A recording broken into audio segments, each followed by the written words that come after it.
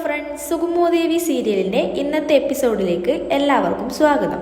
അങ്ങനെ ഋഷിയെ ദുബായിലേക്ക് അയക്കാനുള്ള ശ്രമത്തിലാണ് സിപിയും അരുന്ധതിയും. ഋഷി ദുബായിലേക്ക് പോകില്ലെന്ന് വാശി പിടിക്കുമ്പോൾ അവനെ ഉപദേശിക്കാനായി ഇസബെല്ലയെയും കെവിനെയും വിളിച്ചു വരുത്തുന്നു. നീ ദുബായിലേക്ക് പോകണം, അത് മേഡത്തിന് ഒരു ആശ്വാസമാകുമെങ്കിൽ നീ അത് ചെയ്യണം. ഞങ്ങൾ സുഹൃത്തുക്കൾ പറയുന്നത് നീ കേൾക്കണമെന്ന് പറഞ്ഞ് സുഹൃത്തുക്കൾ നിർബന്ധിക്കുന്നുണ്ട്. ഋഷി ഒടുവിൽ സുഹൃത്തുക്കളുടെ നിർബന്ധത്തിന് വഴങ്ങി പോകാമെന്ന് സമ്മതിക്കുന്നു. അടുത്ത രംഗത്തിൽ ദേവികയും ശാരികയും തമ്മിലുള്ള സംഭാഷണമാണ് കാണിക്കുന്നത്. ശാരിക രാത്രി ഉറക്കം വരാതെ നിൽക്കുന്ന ദേവികയോട് ചേച്ചി എന്താ ആലോചിക്കുന്നത്, വന്ന് കിടന്നുറങ്ങാമെന്ന് പറയുന്നു. ദേവിക ഒന്നുമില്ലടേ, നീ പോയിക്കോ, ഞാൻ പിന്നീട് വരാമെന്ന് മറുപടി നൽകുന്നു. ശാരിക ചേച്ചി നന്ദേട്ടനെ കുറിച്ച് ആലോചിച്ചു നിൽക്കുകയാണെന്ന് എനിക്ക് മനസ്സിലായി. ആപത്തിൽ നന്ദേട്ടൻ്റെ കൂടെ നിന്ന് സഹായിച്ചു എന്ന് കരുതി പഴയ കണ്ണീർ ദേവികയായിട്ട് മാറരുത്. ഇപ്പോൾ നന്ദേട്ടനായാലും വീട്ടുകാർക്കായാലും ചേച്ചിയോടൊരു ബഹുമാനമുണ്ട്. അത് ചേച്ചി ഇങ്ങനെ കണ്ണീരൊലിപ്പിച്ച് നടക്കാത്തത് കൊണ്ടാണ് എന്ന് ഓർമ്മിപ്പിക്കുന്നുണ്ട് ശാരിക. ദേവിക പറയാണ്, നന്ദുവിനെ കുറിച്ച് ആലോചിച്ചു എന്നത് ശരിയാണ്, പക്ഷേ ഞാൻ പഴയ ദേവികയിലേക്ക് മാറിയില്ല. എനിക്കിപ്പോൾ ഒരു കുടുംബമുണ്ട്. ഞാനൊരു ഭാര്യയും മരുമകളുമാണ്. ഞാൻ എൻ്റെ നിലപാടിൽ തന്നെ നിൽക്കും. ഇനി തിരിച്ചൊരു പോക്കില്ല എന്ന് ശാരികയ്ക്ക് ഉറപ്പു നൽകുന്നു. ദേവികയെ ഫോണിൽ വിളിച്ച് നന്ദന് നല്ല പനിയാണെന്ന വിവരം അറിയിക്കുന്നുണ്ട് എസ്തപ്പാൻ. കഷായം കൊടുത്തിട്ടും കുറവില്ലെന്ന് പറയുന്നു. ദേവിക പറയാണ്, അയ്യോ എന്തുപറ്റി, ഞാൻ നാളെ രാവിലെ തന്നെ അങ്ങോട്ടെത്താം. അടുത്തുള്ള ഹോസ്പിറ്റലിൽ കൊണ്ടുപോകാത്തത് റിസ്ക് ആയതുകൊണ്ടാണോ എന്ന് ചോദിക്കുന്നു. എസ്തപ്പാൻ അതെ എന്ന് മറുപടി പറയുന്നു. അടുത്ത രംഗത്തിൽ സിദ്ധുവും പ്രഭാവതിയും തമ്മിലുള്ള തർക്കത്തെ പറ്റിയാണ് പറയുന്നത്. പ്രഭാവതി നന്ദന് വയ്യാത്തത് ചെറിയൊരു ജലദോഷമാണെന്ന് പറഞ്ഞ് ഒഴിഞ്ഞു മാറേണ്ടെന്നും വലിയ അസുഖങ്ങളുടെ തുടക്കമാണെന്നും പറഞ്ഞ് ടെൻഷൻ അടിക്കുന്നു. സിദ്ധു പറയാണ്, മനുഷ്യന്മാരായാൽ പനിയൊക്കെ വരും, കാര്യങ്ങളൊക്കെ ദേവിക നോക്കിക്കോളും. നിന്നെ എന്തായാലും ദേവിക കൂടെ കൊണ്ടുപോകില്ല. അതുകൊണ്ട് പ്രശ്നങ്ങൾ ഉണ്ടാക്കാതെ ഇവിടെ ഇരിക്കാൻ നോക്ക് എന്ന് പറഞ്ഞ് പ്രഭാവതിയെ വിലക്കുന്നു. ദേവികയും ഗിരീഷും തമ്മിലുള്ള യാത്രയിലെ സംഭാഷണമാണ് അടുത്ത രംഗത്തിൽ കാണിക്കുന്നത്. ദേവിക നന്ദനെ കാണാൻ പോകുന്ന വഴിയിൽ ഗിരീഷേട്ടന് ബുദ്ധിമുട്ടായോ ഇത്രയും ദൂരം ഡ്രൈവ് ചെയ്യാനെന്ന് ചോദിക്കുന്നു. ഗിരീഷ് മറുപടി പറയാണ്, എനിക്ക് ബുദ്ധിമുട്ടൊന്നുമില്ല. മുരളിയേട്ടനെ ചില ജോലികൾ ഏൽപ്പിച്ചിട്ടുണ്ട്. എനിക്ക് MLAയുടെ അത്ര തിരക്കുമൊന്നുമില്ലല്ലോ.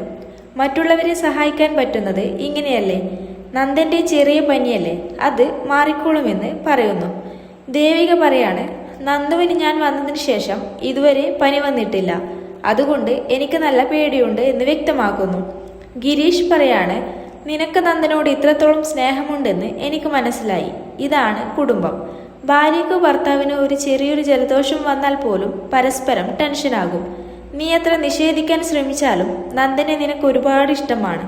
നന്ദൻ ഇല്ലാതെ നീ ദേവികയ്ക്കും ദേവികയില്ലാതെ നന്ദനും മുന്നോട്ട് പോകാനാകില്ല എന്ന് പറയുന്നു. ദേവിക പറയാണ്, അതൊക്കെ ഗിരീഷേട്ടൻ്റെ തോന്നലാണ്. ഒരാൾക്ക് വൈകാതാകുമ്പോൾ ആർക്കായാലും ടെൻഷൻ വരും, അത്രമാത്രം എന്ന് പറഞ്ഞ് ആ വിഷയം മാറ്റുന്നു. കെവിനെ എവിടെയോ എന്തൊക്കെയോ സ്പെല്ലിംഗ് മിസ്റ്റേക്ക് തോന്നുന്നില്ലേ എന്ന് ഇസബെല്ല ചോദിക്കുന്നു. ഋഷിയുടെ പെട്ടെന്നുള്ള ഈ ദുബായ് മാറ്റത്തിന് പിന്നിൽ ഋഷിക്കും അരുന്ധതിക്കും നന്ദൻ എവിടെയുണ്ടെന്ന സത്യം അറിയാമെന്ന് ഞാൻ കരുതുന്നു എന്ന് ഇസബെല്ല പറയുന്നു. സത്യങ്ങൾ പുറത്തു വരുമ്പോൾ കുറ്റം നമ്മുടെ തലയിൽ കെട്ടിവെച്ച് രക്ഷപ്പെടാനുള്ള ഒളിച്ചോടലാണിത്.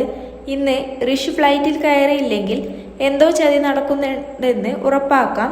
എയർപോർട്ടിൽ എനിക്കറിയാവുന്ന ആളുകളോട് ഞാൻ കാര്യങ്ങൾ അന്വേഷിക്കാം എന്ന് പറയുന്നു. കെവിൻ പറയാണ്, എനിക്ക് ചെറിയ ഡൗട്ട് തോന്നിയിരുന്നു. ഋഷിയുടെ ഫ്ലൈറ്റ് നമ്പർ അടക്കം എല്ലാ വിവരങ്ങളും ഞാൻ കളക്ട് ചെയ്യാമെന്ന് പറയുന്നു. ദേവിക നന്ദൻ്റെ അടുത്തെത്തുമ്പോൾ ഓടിയെത്തി എസ്തപ്പാനോട് എന്തുപറ്റി, നന്ദൻ ഇപ്പോൾ എങ്ങനെയുണ്ട് എന്ന് ചോദിക്കുന്നു. എസ്തപ്പാൻ പറയാണ്, മേഡത്തെ കണ്ടപ്പോഴാണ് ആശ്വാസമായത്.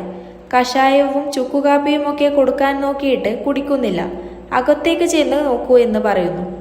ഗിരീഷ് അവിടെയുള്ളവരോട് ഭാര്യയും ഭർത്താവും സംസാരിക്കട്ടെ, നമുക്ക് പുറത്ത് കാറ്റുകൊണ്ടിരിക്കാം എന്ന് പറഞ്ഞ് എല്ലാവരെയും പുറത്തേക്ക് മാറ്റുന്നു.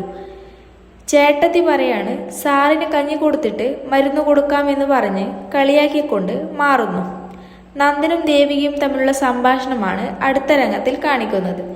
നന്ദൻ പറയാണ്, എനിക്ക് മരുന്നൊന്നും വേണ്ട ദേവി, എന്നോടൊപ്പം കുറച്ചു നേരം സംസാരിച്ചിരുന്നാൽ മതി. ഞാൻ നിന്നെ കാണാൻ ഒരുപാട് ആഗ്രഹിച്ചു. പനിയാണെന്നറിഞ്ഞ് ഓടി വന്നതിൽ നന്ദിയുണ്ട്. ഇപ്പോൾ ചെറിയ ആശ്വാസം തോന്നുന്നുണ്ട്. എനിക്ക് കുറച്ച് കാര്യങ്ങൾ സംസാരിക്കാനുണ്ട് എന്ന് പറയുന്നു. ദേവിക, നന്ദു ഇങ്ങനെ വാശി പിടിക്കരുത്. നല്ല ചുട്ടുപൊള്ളുന്ന പനിയുണ്ട്. ഞാൻ ആകെ ടെൻഷൻ അടിച്ചു പോയി. ആദ്യം ഭക്ഷണം കഴിച്ച് മരുന്ന് കഴിക്കി, അതിനുശേഷം ബാക്കി കാര്യങ്ങൾ സംസാരിക്കാമെന്ന് പറഞ്ഞ് അവനെ നിർബന്ധിക്കുന്നു. അരുന്ധതിയും സിപിയും ഋഷിയും തമ്മിലുള്ള തർക്കമാണ് അടുത്ത രംഗത്തിൽ കാണിക്കുന്നത്. അരുന്ധതി വിസയും ടിക്കറ്റുമായി റെഡിയായി നിൽക്കുമ്പോൾ ഋഷി വന്ന്, അമ്മേ ഞാൻ പോകുന്നില്ല, എനിക്ക് നാട് വിട്ടു പോകാൻ വയ്യ, കൊല്ലുന്നവർ കൊല്ലട്ടെ എന്ന് വാശി പിടിക്കുന്നു. സിപി, മോനെ കളിക്കാൻ നിൽക്കേണ്ട, ഇത് ക്രിമിനൽ കുറ്റമാണ്. എല്ലാവരും കൂടി പ്ലാൻ ചെയ്ത കേസായതിനാൽ ആദ്യം കുടുങ്ങുക നിന്റെ അമ്മയായിരിക്കും. അമ്മ ജയിലിൽ വൃത്തികെട്ട സ്ത്രീകൾക്കൊപ്പം കഴിയേണ്ടി വരുന്നത് ആലോചിച്ചു നോക്കൂ എന്ന് പറഞ്ഞ് ഋഷിയെ ഭയപ്പെടുത്തുന്നു. ഋഷി, ഞാൻ ജയിലിൽ പോകാൻ തയ്യാറാണ്, പക്ഷേ നിന്നെ അവർ കൊണ്ടുപോകുന്നത് എനിക്ക് സഹിക്കില്ലെന്ന് അരുന്ധതി പറയുന്നു. നീ ഞാൻ പറയുന്നത് കേട്ടില്ലെങ്കിൽ പോലീസ് നിന്നെ അറസ്റ്റ് ചെയ്യുന്ന അടുത്ത നിമിഷം ഈ അമ്മ ജീവനൊടുക്കൂ എന്ന് പറഞ്ഞ് വൈകാരികമായി ഭീഷണിപ്പെടുത്തുന്നു. ഋഷി അമ്മയുടെ വാക്കുകൾ കേട്ട് തകർന്നുപോയി. ശരി, ഞാൻ പോകാം, എന്താണെന്ന് വെച്ചാൽ റെഡിയാക്കിക്കോ എന്ന് പറഞ്ഞ് ഒടുവിൽ യാത്രയ്ക്ക് സമ്മതിക്കുന്നതോടെ ഇന്നത്തെ എപ്പിസോഡ് ഇവിടെ അവസാനിക്കുന്നു. അടുത്ത എപ്പിസോഡിനായി എല്ലാവരും കാത്തിരിക്കുക.